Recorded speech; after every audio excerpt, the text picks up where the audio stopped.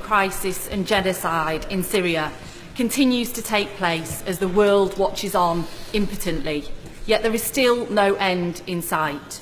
Does the Prime Minister agree with the Right Honourable Member for Tatton that what is happening in Syria is a failure of Western leadership? And does she agree with me that what is now urgently required is what our dear friend Jo Cox called for nearly a year ago, and that is a UK-led strategy to protect civilians, whether it's those fleeing persecution, whether it is those surrendering themselves, or those that are still besieged? We must all take responsibility for decisions that we have taken, whether we take those decisions sitting around the National Security Council table, or indeed this House in taking a decision that it did in 2013. The Honourable Lady raises the question.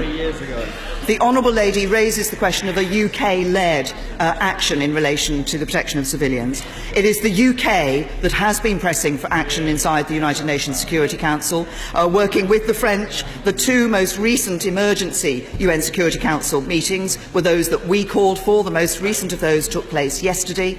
As I'm sure the Honourable Lady will know, there have been 6 UN Security Council resolutions which have been vetoed by Russia, the most recent also vetoed by China.